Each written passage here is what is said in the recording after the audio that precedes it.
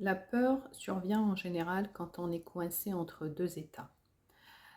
Et c'est le résultat de l'ignorance. L'ignorance apparaît quand nous sommes nourrissants, pourvus d'une conscience encore nébuleuse. C'est par la suite qu'on nous apprend qui nous sommes, par cette structure qu'on appelle l'ego, et qui est très fragile. Euh, Cette structure se crée à partir d'un apprentissage neuronal. Freud définit une partie de cette structure comme le ça ou la pulsion de vie. Et d'un autre côté, nous avons cette structure fragile qui fait face à des forces extérieures spectaculaires telles que la famille, les institutions sociales, le chaos, l'orage et la nature. Et si nous parvenons à déterminer son fonctionnement, nous pouvons voir d'un côté ces pulsions colossales qui existent en nous et qui nous font si peur, et de l'autre côté, nous ferons face à une puissance extérieure phénoménale, tout aussi effrayante et qui nous fait sentir comme une entité profondément faible au sein de cette structure. Avant de faire l'acquisition involontaire de ce cadre, de cette individualisation, nous sommes finalement qu'une partie de l'univers. Nous ne ressentons aucune crainte puisque la séparation est la racine de la peur. La racine de la peur est l'image que nous avons de nous et c'est à cet instant que la peur apparaît. Et une fois qu'elle prend vie, nous envisageons ensuite tout ce qui se trouve à l'intérieur et à l'extérieur de nous selon ces concepts.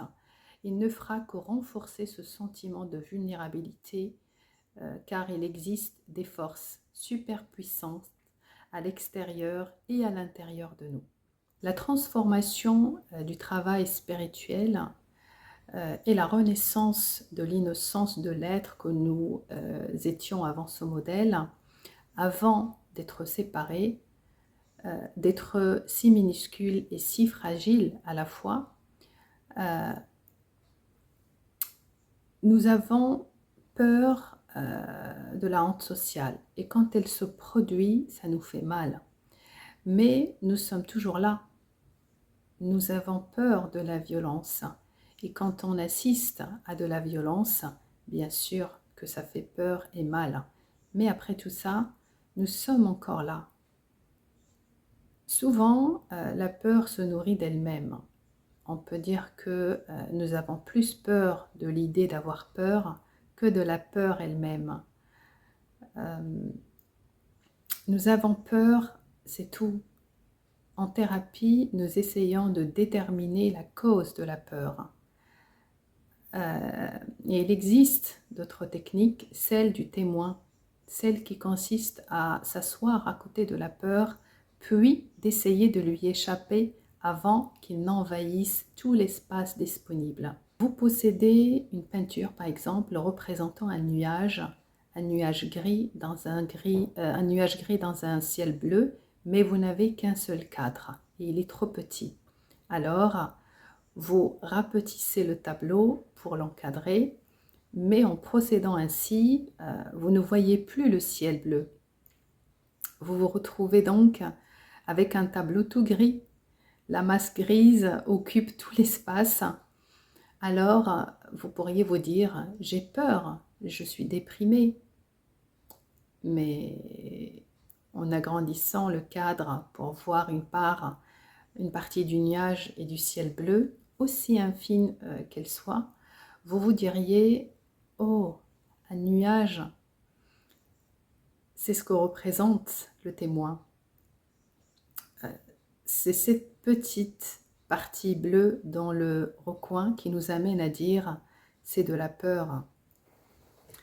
Notre peur est si forte qu'il nous est impossible de prendre du temps pour nous en apercevoir, car la peur nous a déjà envahis.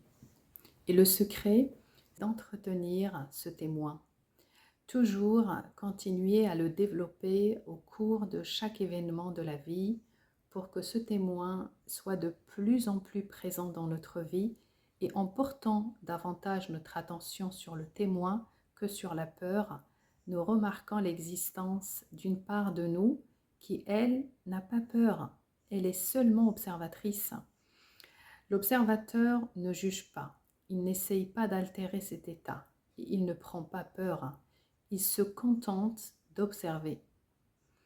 D'une certaine façon, on prend conscience qu'une partie de nous ne craint rien et qu'en effet, dans une perspective plus profonde, mystique ou spirituelle, cette part de nous, sans la moindre crainte, existe car nous avons une autre part qui, elle, ne s'est jamais opposée.